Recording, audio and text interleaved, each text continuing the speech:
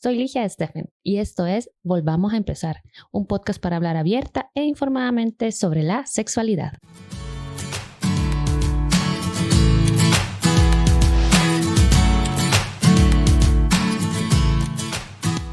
Hola, bienvenidas y bienvenidos otra vez al podcast Volvamos a Empezar. Estamos aquí con un nuevo episodio. Yo sé que hace días no grabo.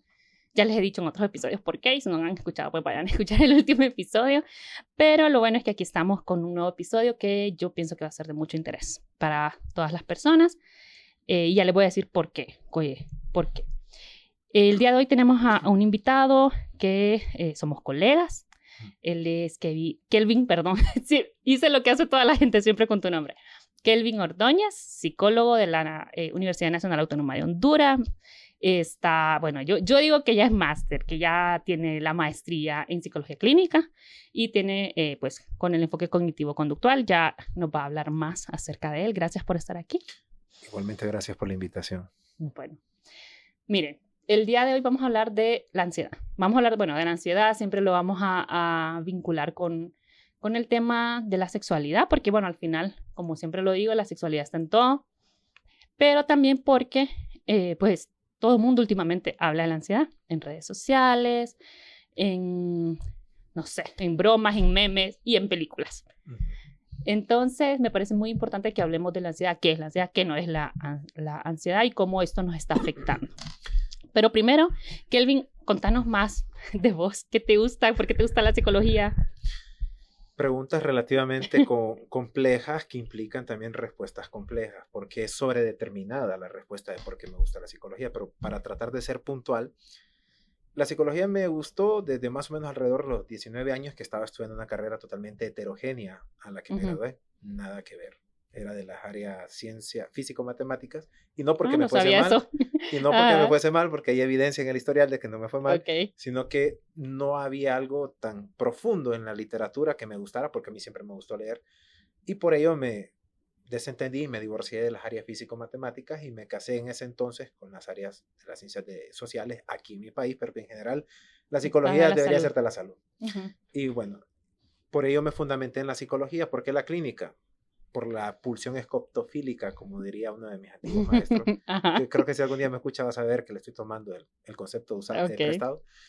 Esa tendencia a querer saber qué pasa en el otro. Esa curiosidad del por qué le sucede aquello y lo demás. No doy la respuesta convencional de porque quiero ayudar a todo el mundo, porque eso es implícito. Pero la respuesta correcta sería por esa curiosidad de saber qué conlleva o qué mecanismos conllevan a que actúe de esta forma o deje de actuar de esa forma o me comporte de esta forma y así sucesivamente. Y me enamoré de la clínica porque amo todo lo que es complejo y amo la anormalidad en la forma de pensar.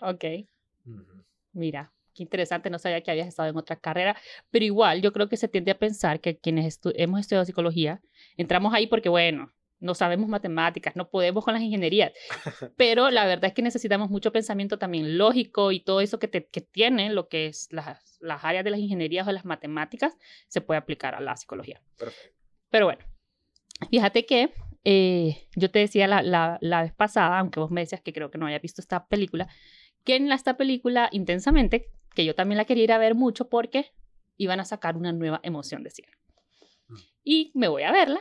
Vi la primera, ahora veo la segunda parte de esta nueva emoción, o sea, sacan varias más, ¿verdad? Pero aparece la ansiedad como una emoción. Entonces yo me quedé pensando bastante como todo el mundo, ¿verdad? Como, sí, yo soy ansiedad. Y yo, pero la ansiedad es una emoción. Pero estamos hablando de que, que también se diagnostica a las personas con ansiedad.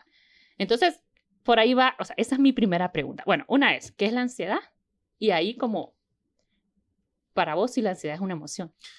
Clásicamente, la definición teórica de la ansiedad es como una respuesta que tenemos ante una situación de amenaza real o simbólica. Cuando digo real, es una situación que objetivamente existe y que me está provocando a mí alta tensión a nivel neurobiológico.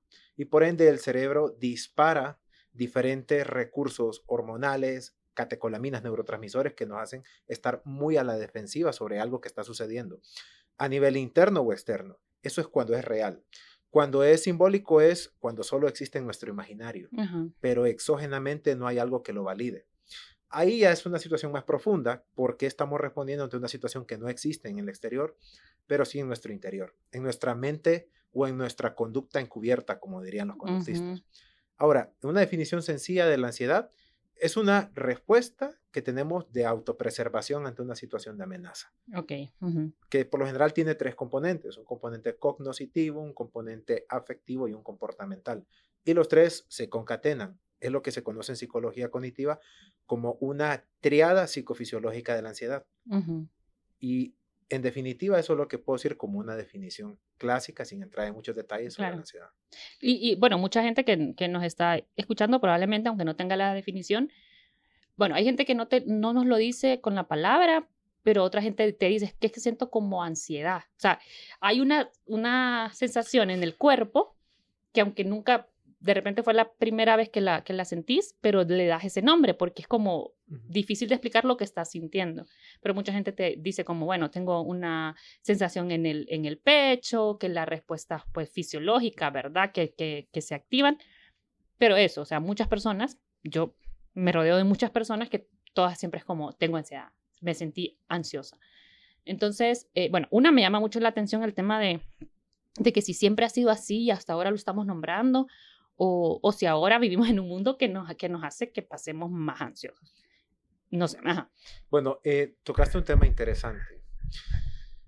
Con respecto a la ansiedad, es muy común que las personas digan me siento ansiosa. Uh-huh. Los psicólogos dentro de la corriente cognitiva conductual utilizamos una técnica que se llama el focusing o lo que es la autoobservación. El focusing se utiliza por lo general ya cuando hemos entrenado al paciente en la identificación de pensamientos automáticos, en el registro de pensamientos disfuncionales, ya cuando las sesiones ya van como no a la mitad, pero en un 40%. Entonces el focusing o la autoobservación lo que busca es enseñarle al paciente que toda emoción tiene una respuesta neurovegetativa. Okay. Y que la mayoría de las personas por eso dicen siento ansiedad, Ajá. porque la localizan a nivel fisiológica antes de a nivel cognitiva. Sí. Pero la ansiedad tiene dos elementos preponderantes en cuanto a la percepción de esta en el mundo exterior: el componente afectivo, emocional, miedo, temor, zozobra, desdicha, sorpresa, y el componente meramente vegetativo: dolor de estómago, hiperventilación, taquicardia, temblores. Entonces, por esa razón es que nosotros con el focusing les enseñamos al paciente que ese dolor de estómago, que esa hiperventilación, que esa sudoración y que esos temblores están vinculados a temor, a miedo, a sorpresa, a desdicha, a aprensión. Que la respuesta física de esa emoción se rastrea a través del patrón afectivo y a través de la emoción se rastrea el componente vegetativo.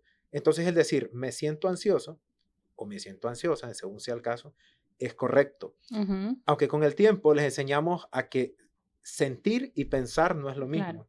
Porque es bien común que el paciente diga, o que la persona en general diga, yo siento que tengo ansiedad, o yo creo que no sirvo y por eso siento que tengo ansiedad. Ajá. Entonces ahí es con las sesiones de terapia uno le enseña a diferenciar el sentir del pensar, que es bien importante en la psicología cognitiva que el paciente aprenda a diferenciar qué es sentir y qué es pensar, claro, que es una de las confusiones más comunes. Tú tocaste un tema bien interesante. Si la ansiedad es una emoción, ajá, no se me había escapado. No, ya te la volveré a preguntar. Ajá. Actualmente se define a la ansiedad, sí, como una emoción. Okay. ¿Por qué? Porque tiene una respuesta neurovegetativa, tal como el temor, tal como la sorpresa, tal como la alegría. Sí es una emoción, siempre y cuando su intensidad no entre en niveles paroxísticos. ¿Qué es eso? Ajá. Físicos. Okay. O totalmente físicos. Ya la ansiedad deja de ser una ansiedad como emoción cuando ya empezamos a sentir un conjunto más de síntomas, como hiperventilación, como dolor de estómago, como cefalea, dolor de cabeza, como pensamientos continuos de preocupación, como comportamientos de paralización, huida o escape, porque los seres humanos tenemos 3 patrones básicos de respuesta ante la ansiedad: paralización, confrontación y escape. Ajá. Entonces, cuando todo eso se conjunta, pero no pasa de 6 meses, estamos hablando de un síndrome. Y ya cuando esto llega a un nivel de intensidad muy amplio, ya es trastorno. Entonces, ¿en qué se diferencia una ansiedad como emoción a como trastorno? En la intensidad y en el tiempo. Ajá. Pero sí es una emoción. Ok, sí, o sea, yo creo que tal vez una de las cosas, y aún siendo psicóloga, yo me puse como a a investigar era quizá, ¿verdad? Cómo lo presentan un poquito en esta película. Y el quizá banalizarlo mucho, ¿no? O el no darle mucha importancia a algo que podría ser un trastorno en algún momento y en otros no. Pero qué bueno o sea, que podemos justamente hacer esta diferenciación de que sí puede ser normal, ¿verdad? Que nos sintamos con ansiedad en algunos momentos. Pienso, o sea, es como, hay situaciones que te generan ansiedad, ¿no? O sea, es como, bueno, pero que de repente si te está imposibilitando, o sea, de forma constante hacer tus tareas o te está impactando tu vida emocional, tu vida social, ya habría que prestarle más atención. Claro, porque cuando ya genera afectación a las esferas de actuación más comunes como la laboral, la interpersonal, la familiar, ya estamos hablando de un proceso psicopatológico o de una enfermedad mental, tomando en cuenta en criterio el tiempo y la intensidad. Okay. Como tú decías, sabemos que tenemos emociones básicas, como el temor, la alegría y el miedo, que son las tres básicas, y ahora se han identificado otras tres, que son como la sorpresa, la vergüenza, la duda. Pero la emoción, la ansiedad se define como emoción, pero no, hay que aclarar, pero no si desborda mi comportamiento, no si me provoca incapacidad, no si me hace sentir terriblemente peor de lo que usualmente me siento. Ahí ya no es una emoción, ahí es una patología, ahí es un proceso psicopatológico que si no se atiende puede terminar en una situación más complicada. Y entonces hay que tener cuidado con romantizar este fenómeno de que porque es una emoción, si me siento ansioso, es normal que me sienta ansioso. Ajá, como siempre es normal. Ajá. Y tú decías, ¿es normal que ahora seamos menos ansiosos o más ansiosos, perdón, que antes? Claro, porque el nivel de autoexigencia ahora es más alto.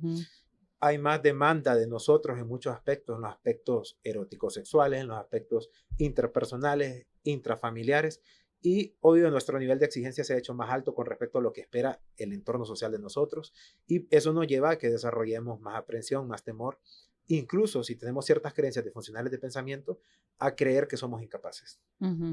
Bueno, sí. Sí, o sea, es que también escucho mucho esto de la gente, o sea, como lo estamos nombrando y creo que estamos, por suerte, educándonos un poco más en estos temas. Todavía nos hace falta, ¿verdad? Entonces, quizás mis abuelos no iban a nombrar, bueno, incluso dicen, ¿verdad? ¿Qué es eso de la depresión? En mis tiempos eso no existía. Bueno, probablemente sí existía, pero no le habían dado el nombre. Ajá. Y entonces ahora es muy común, o sea, yo lo escucho mucho, creo que hay muchas personas con ansiedad o habemos muchas personas que experimentamos a veces o muchas otras pues ya como un trastorno y creo que son uno de los principales motivos de consulta. No sé si vos lo ves así. Ahora, yo sé que ya me lo habías como mencionado, pero ¿puede tener la ansiedad un componente biológico? ¿Tiene un componente cognitivo y comportamental? Ajá. Como para cuando la gente dice, ¿por qué me está pasando esto? ¿Por qué yo tengo un trastorno, por ejemplo? Bueno, algo que yo hago cuando estoy haciendo la historia clínica con mis pacientes es que yo me enfoco siempre en tres apartados. Tengo un apartado que dice ansiedad o neurosis, porque usualmente se le conocía así como neurosis a los trastornos por ansiedad y a los afectivos depresivos. Depresión y psicosis, que es el otro extremo. Incluso en ocasiones pongo un aspecto limítrofe.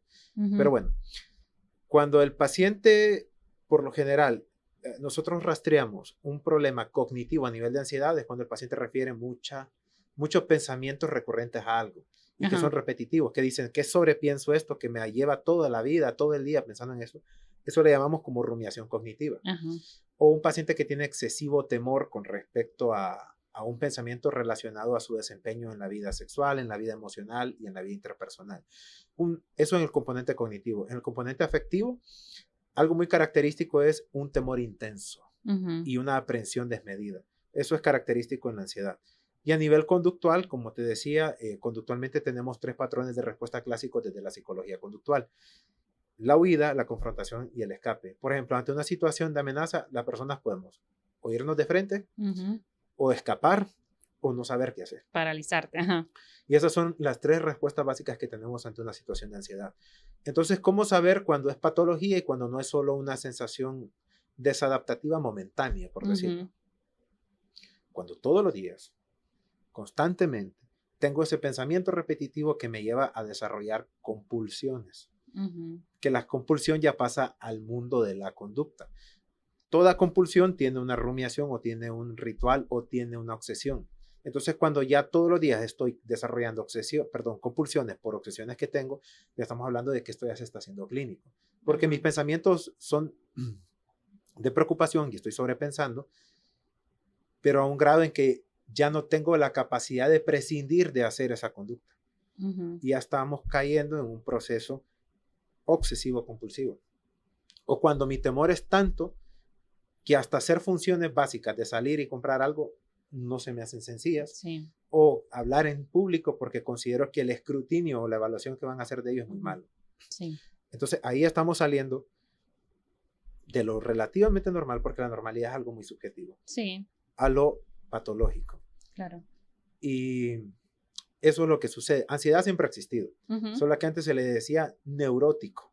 Claro. O nervios. O nervios. Me puse nervioso, o sea, nervios, no me puse nerviosa, sino que yo le escuchaba a mi abuela decir otra palabra, pero como, bueno, esta frase de tengo los nervios de punta, como que también me parece que era una descripción un poquito de lo que es la ansiedad. Claro, porque las clasificaciones diagnósticas a nivel de formulación diagnóstica ya precisas se vinieron a empezar a dar como en los años 50 con la aparición del DSM y con el CIE. Antes pues todo era las 3 clasificaciones básicas: neurosis, border o limítrofe y psicosis.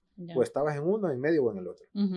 Pero ahora ya tiene más especificación y nosográficamente hay mejores divisiones. Ok, mira. Pero es lo mismo, que antes decía, me quiero morir, quiero matarme, quiero llorar. Tengo ganas de salir corriendo. Entonces, antes decían algunos, afecto neuróticamente depresivo, los antiguos psiquiatras y los antiguos psicólogos. O decían, como usan muchos psicoanalistas y psicodinámicos, la palabra de me siento con una enorme depresividad, que ahora la depresividad se le conocería al trastorno depresivo intermitente o a la distimia. Entonces, lo que ha hecho es que sea como tecnificado el concepto, pero los síntomas siempre han existido, pero con el tiempo se han acrecentado unas que otras patologías. Como decía Freud allá en los 1900, las neurosis comunes y las neurosis actuales. Claro. Que las neurosis actuales eran los problemas de ese tiempo. Claro, cada nueva época te trae nuevos problemas o una reformulación de los problemas ya existentes. En efecto. Y me parece bien, o sea, súper importante lo que vos decís de toda la exigencia que hay en la actualidad. Siempre como, por ejemplo, el tema de la tecnología, el tema de las redes, que te trae cosas súper buenas, como poder hacer un podcast, pero también estamos constantemente viendo a otras personas hacer cosas y yo en mi práctica también veo cómo afecta a las personas. Es que tal vez mis colegas ya están haciendo no sé qué cosas o una persona que ni conozco está haciendo la mejor rutina del mundo y yo no. Entonces también hay una cuestión también de ir corriendo con todo, de la hiperproductividad, de que ahora siento como menos tiempo, tenemos que hacer más cosas en el mismo tiempo, y creo que todo eso tiene mucho que ver con el desarrollo de la tecnología. Claro, porque provoca también sobreexigencia, provoca más demanda conductual e intelectual de nuestra parte, y percibimos que si no a la par, cercanos a cómo los demás se comportan o actúan, nos estamos quedando rezagados y no somos competentes, porque ahora el factor de competencia a nivel intelectual y a nivel laboral es muy considerado para definirte si eres apto o no para algo o si eres capaz o no, cuando tal vez no es así. Claro. Pero eso es lo que se nos está mostrando y se nos está enseñando con los medios de comunicación, que hay que aprender algo. Los medios de comunicación son mecanismos de aprendizaje no in vivo, pero sí vicarios, que en la psicología conductual o cognitiva, los medios de aprendizaje vicarios son aquellos que nosotros utilizamos a través de la observación. Sí. Y los niños y los seres humanos aprendemos mejor por la observación que quizás por otro tipo de patrón de aprendizaje comportamental. Entonces aprendemos a consumir también. Claro. Y aprendemos a ir a la línea del consumo. Claro. Bueno, y si a eso le sumamos, bueno, el contexto como nuestro, ¿verdad? El contexto hondureño, todo lo que pasa, bueno, no solo en Honduras, ¿verdad? Pero todo el tema de la delincuencia, todo el tema de la falta de trabajo, el tema de o sea, yo creo que todo eso hasta cierto punto hace normal, entre comillas, que las personas experimenten más ansiedad ahora. Digo, o sea, normal porque, bueno, como sería raro que ante muchas situaciones de estrés o muchas situaciones que te pueden desencadenar, no sientas nada también, ¿verdad? O sea, no haya nada, no haya ninguna reacción, tampoco sería... Hablamos de una atimia total, que es una patología también. También, claro. Y más neurológica en ese caso. Y más cercana a la psicopatía, pero ya ese es tema de otro episodio. Entonces, en ese caso es interesante saber que claro, que la ansiedad siempre ha estado, solo que ahora es más marcada. Y la ansiedad actualmente, por la experiencia que yo tengo, se decanta más por las relaciones de pareja. Ay, ya vamos ahí. Es un tema que comúnmente anda oscilando en las relaciones de pareja y en el desempeño que tú tienes en tus actividades laborales y también las actividades eróticos sexuales. O sea, ahí los niveles de ansiedad se acrecentan increíblemente. Ahí como se espera un resultado, un rendimiento de cierta forma. Hay un resultado esperado. Eso, si no lo tienes en el indicador que se espera, ya empiezas a crear, bueno, socialmente existen estigmas y tú te autoestigmatizas en función de esos estigmas. Y ahí empiezan a desarrollarse otro tipo de problemas más depresivos y así vamos. Y a eso iba justamente. ¿En qué área vos has visto más este impacto de la ansiedad? Porque mucha gente, y lo hablábamos antes de empezar a grabar, o sea, bueno, la gente llega, te dice un motivo de consulta, pero probablemente después vas viendo que hay otras cosas atrás, pero el problema que traen es como la situación que están viviendo en el momento.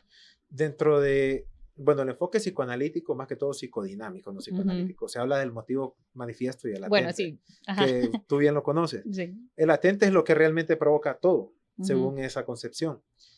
Ya dentro del campo más de la psicología clínica y cognitiva, nosotros hablamos de creencias de pensamiento centrales, que viene siendo casi lo mismo. Las creencias centrales de pensamiento son las que se te instauran en la niñez. Claro. Y después surgen las creencias intermedias, después los pensamientos automáticos y todo el montón de cosas disfuncionales. Entonces, en psicología clínica y en psiquiatría hay algo que se llama el síntoma principal, que es cuando ellos llegan y te dicen, me siento ansioso porque mi pareja no me entiende o no me comprende. Bueno, ¿será que se siente ansioso por eso o es que se siente de otra forma?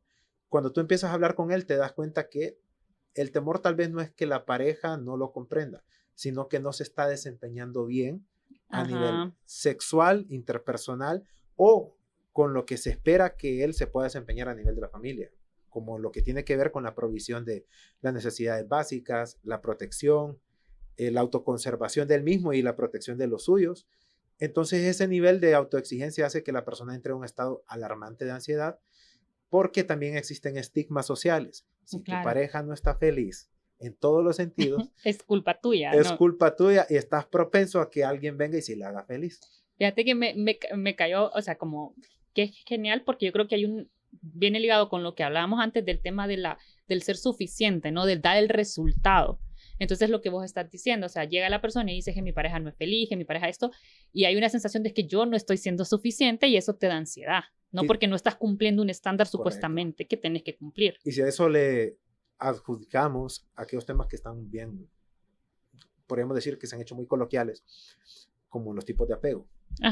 Que es muy cierto, el apego ansioso, el evitativo y el desorganizado.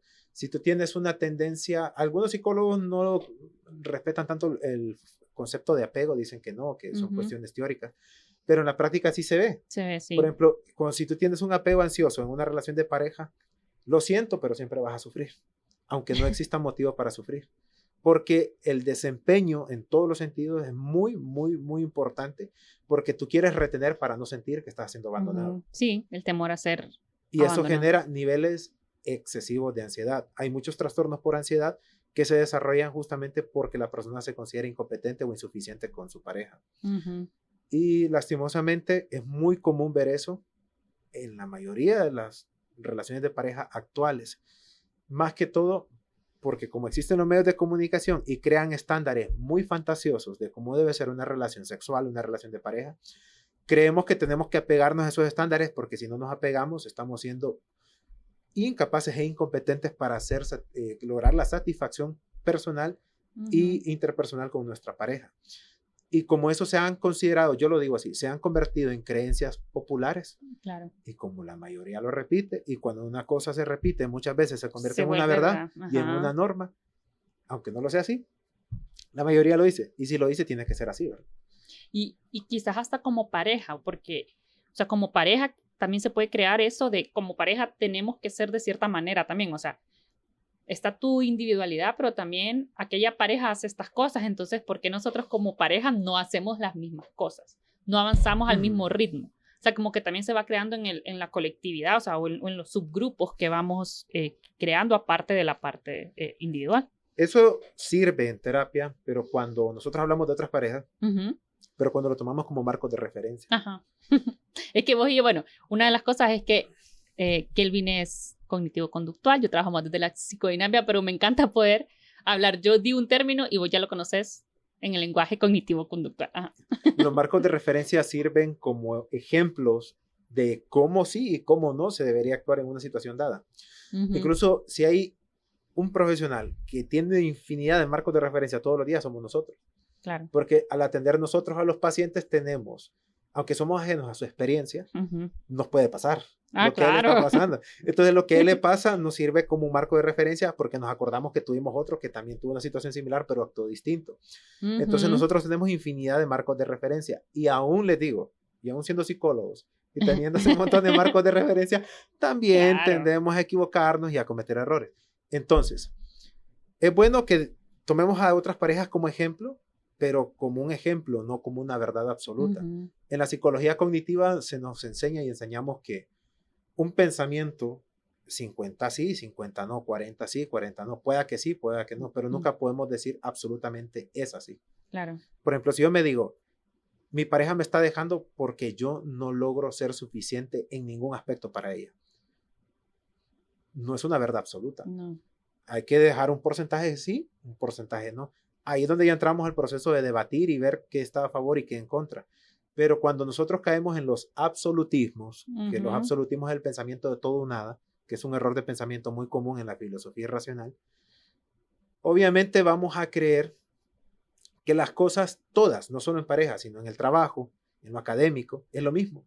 Claro. Porque es una creencia que empieza a estirarse de lo interpersonal a lo familiar y a lo académico. Entonces nosotros ya después concluimos totalmente, es que soy incapaz. Y ya no solo especificamos como antes, que antes decíamos, soy incapaz en mi relación con mi pareja. Después decimos, es que soy incapaz. Es que no, ajá. Es como, bueno, también es como esa visión de que solo, o sea, de enfocarte, yo sé que tiene un nombre, enfocarte en los aspectos negativos, como vaya, te va mal en el trabajo una vez o te llaman la atención, y entonces vos sos el peor empleado para vos, ¿verdad? Eso se llama polarización del pensamiento.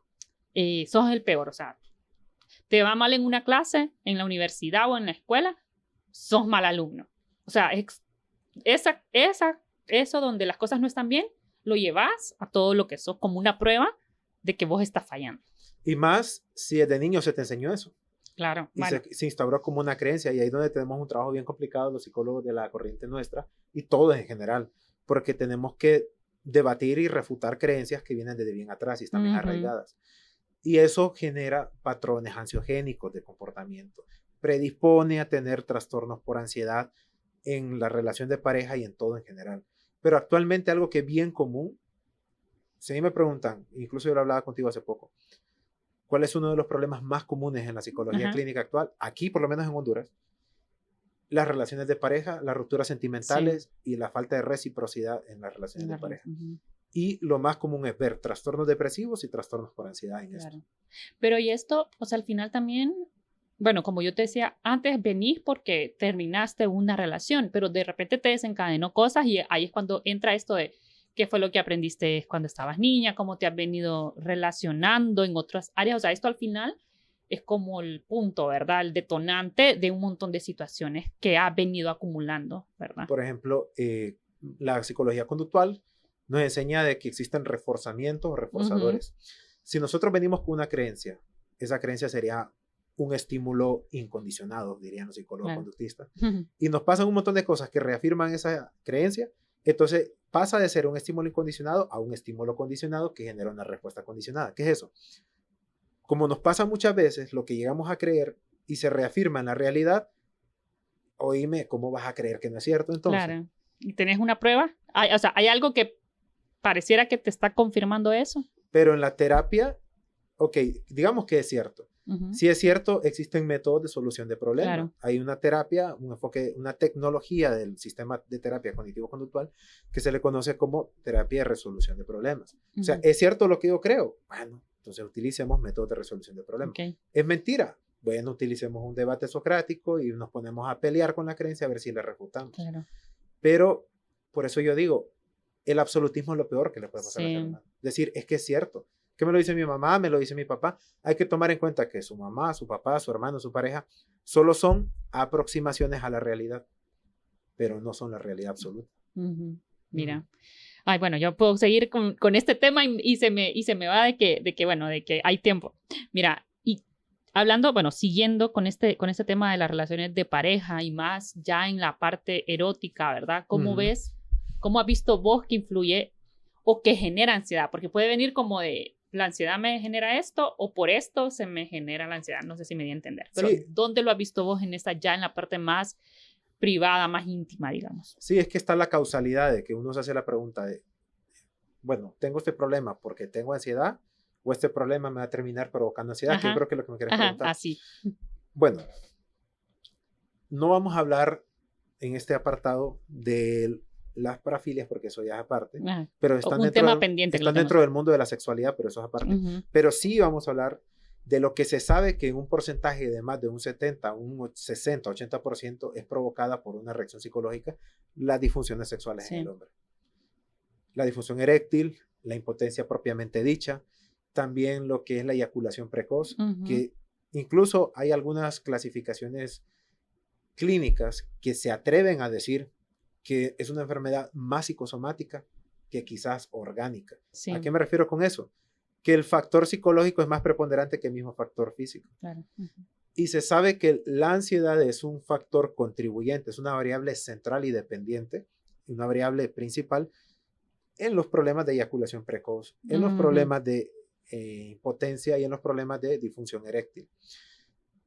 Más complicado, diría yo, porque yo digo que cuando un problema es más orgánico, pues hay un tratamiento especificado. Una pastillita, y eso, digamos. Y podría colaborar a mejorar la situación.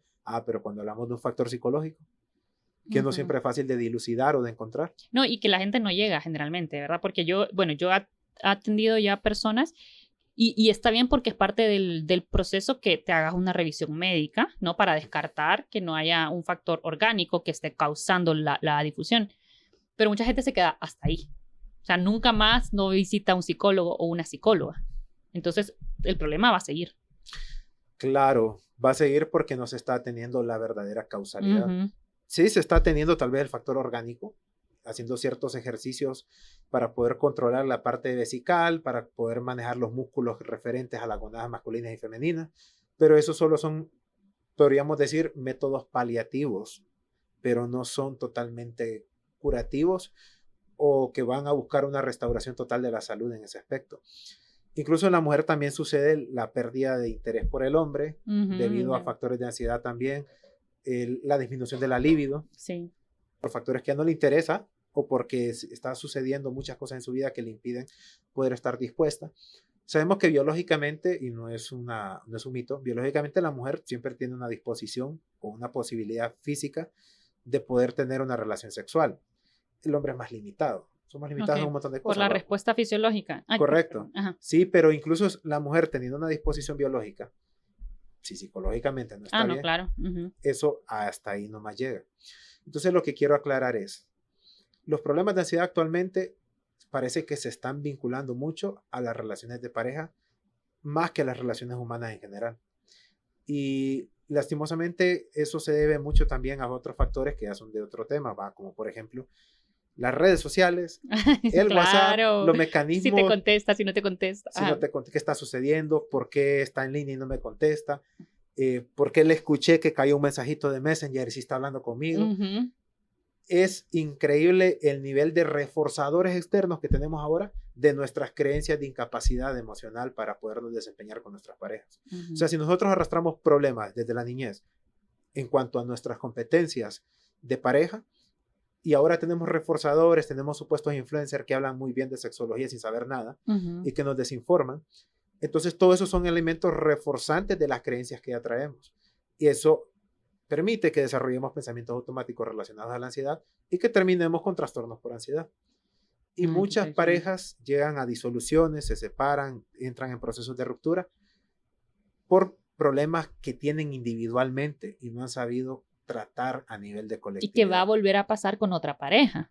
Claro, porque son creencias que vienen desde atrás. Y eso se convierte, como dirían los psicodinámicos y los psicoanalistas, en denominadores comunes de las experiencias vitales. Como diría Freud, eso es un denominador común. O sea, usted se va con Pedrito, pero con Pablo le va a pasar. Se vuelve a pasar. Le va a pasar con Alejandro y con Pedro, porque ese denominador común no lo y a la otra persona pues le va a pasar algo de lo que le pasaba con vos, con otras personas, si no lo trabajan. Correcto. Ujú. Entonces, ya cuando te pasa muchas veces y lo mismo, te das cuenta de que el problema no es el otro, sino que puede estar en vos. Claro. Ujú. O sea, y es importante eso y siempre lo digo yo, sin querer generar esa culpa, porque también mucha gente sí llega como, no, es que yo sé que yo soy el problema, y se queda ahí metida en que ahí, o sea, sin el tema que vos decís de resolver, bueno, ok, resolvamos esto, si es que si realmente sos muy ansioso, o sea, y en pareja te pones en así como en esto de contestarme, de llamarme, obviamente va a causar algo, pero cómo se resuelve, ¿verdad? No quedarnos de repente en la culpa de yo soy así, no sé qué, y luego están estas personas que evitan las relaciones para no volverse a poner en esa posición de ansiedad que saben que le genera estar en pareja. Disculpen el coloquialismo, pero el chiste es que al evitar están desarrollando otro problema de personalidad. Ay. Están desarrollando un trastorno evitativo. Sí. O están desarrollando una ansiedad o un temor ante las relaciones con los demás, que con el tiempo puede terminar en un problema de agorafobia o demás. Si tienen el núcleo, pueden terminar en una agorafobia. El hecho de evitar algo no es la solución, No. porque es crearse otro problema diferente. Nada Claro. más. Claro. Y bueno, aquí yo sé que es una pregunta complicada. Bueno, tengo 2 últimas preguntas para ver cómo se responden. Pero es una que yo sé que la ansiedad como el trastorno no es algo que lo tratamos en casa y ya, ¿verdad? Y hago estas... Con un tecito de valeriana. Sí, o sea, con bueno, un poquito de o sea, Ajá. y que hago estas técnicas en mi casa y ya, no. Pero igual, o sea, ¿qué se puede hacer o qué estrategias inmediatas puedes hacer si estás sintiendo ansiedad, ¿verdad? Porque hay cosas que son inmediatas. Y lo otro sería, y te hago las 2 al mismo tiempo como para unirlas quizás, cuando acudo o cuando busco ayuda. ¿Qué hacer? Miren, repito, soy cognitivo-conductual, pero no le quito mérito a otros enfoques terapéuticos, porque tienen su aportación. Entonces no voy a decir, asista a terapia cognitiva-conductual, porque no voy a hacer publicidad de eso. Solo le voy a decir en este caso, si siente que está todo saliéndose de control, busque un psicólogo o un psiquiatra, según sea el caso, para que se realice una evaluación psiquiátrica o una evaluación psicológica y determinar si es un trastorno, si es un síndrome o es un periodo. En función de eso, si se está bien diagnosticado, que repito, la evidencia en países desarrollados como España, en países como Inglaterra, se ha demostrado que es psicólogo y psiquiatra. Sí. Aquí ni el psiquiatra es Dios y tampoco el psicólogo. Y la evidencia lo ha demostrado, y si alguno de los clínicos le dice lo contrario, si un psiquiatra le dice que no, o si un psicólogo le dice que no, mándelo a leer, porque son ambos. En este caso, el psicólogo con el acompañamiento psicoterapéutico y el psiquiatra con el acompañamiento farmacológico de ser necesario. Pero lo mejor es asistir a terapia. No digo cuál, según sea lo que a usted le funcione, pero si me toca decir cuál ha mostrado tener efectividad, mucha efectividad, es la terapia cognitiva conductual y las terapias de tercera generación, como las terapias de aceptación. En este caso sería las técnicas de mindfulness o de visualización y las técnicas meramente cognitivas para trabajar la ansiedad. Pero repito, el psicólogo va a saber qué enfoque en función de lo que usted necesite. Sí. No tiene que imponer un criterio. Y que como decíamos también antes de grabar, y que hagas clic, porque también si no hay clic con la persona con la que vas, muy difícilmente el tratamiento va a resultar. Y aceptar si en algún momento necesita farmacología. Ah, sí.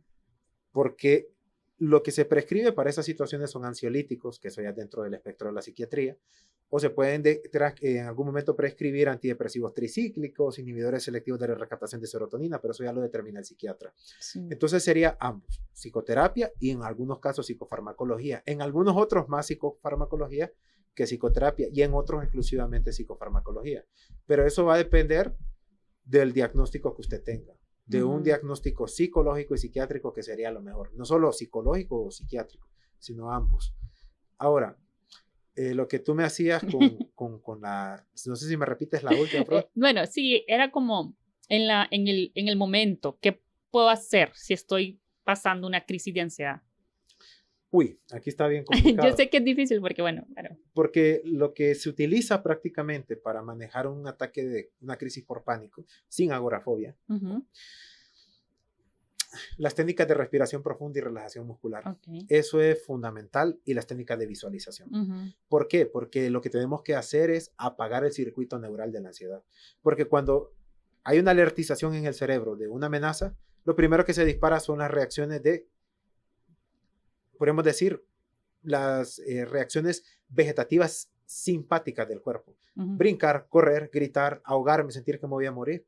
Entonces no hay tiempo para racionalizar la experiencia. Claro. Y nosotros lo primero que decimos es, algo nos va a pasar, pero ni sabemos el qué. Pero algo malo va a pasar. Pero algo nos está pasando. Pero es porque el cerebro se disparó antes de la razón como tal. Se disparó primero la parte del giro del cíngulo y el sistema límbico antes que el lóbulo frontal. Entonces no nos da tiempo de razonar. Y por esa razón, lo primero que tenemos que hacer es apagar ese circuito neural ansiedad que provoca la ansiedad a través de técnicas de respiración profunda, relajación muscular y técnicas de visualización. Si hay algo que es muy bueno son las técnicas de visualización. Lastimosamente usted va a decir, pero ¿cómo hago eso? Mire, en el caso de que usted esté sola o esté solo, el RP y el RM o respiración profunda y relajación muscular le puede servir. Sí. Respirar, detener. La idea es que el cerebro pueda dejar de enviar tanta oxigenación, tanta bombeo sanguíneo hacia el cerebro que provoque que nosotros no tengamos tanta conciencia de lo que está pasando. Y una vez que eso se interrumpa, nosotros podemos utilizar técnica cognitiva. O sea, primero, bueno, yo como psicólogo, ¿qué haría? Si tengo un paciente con un ataque por ansiedad, o me lo encuentro, a mí me pasó, si me llega a escuchar, no voy a decir quién, una vez en un ascensor del trabajo donde estaba yo. Y la persona, desde que mira que se subió al ascensor, observé que quedó viendo a todos lados y como estaba muy lleno, entonces tuvo un episodio claustrofóbico y no sabía qué hacer. Entonces yo le dije, agárreme de los brazos, el abrazo de mariposa, quedémonos viendo, cierre los ojos y agachémonos.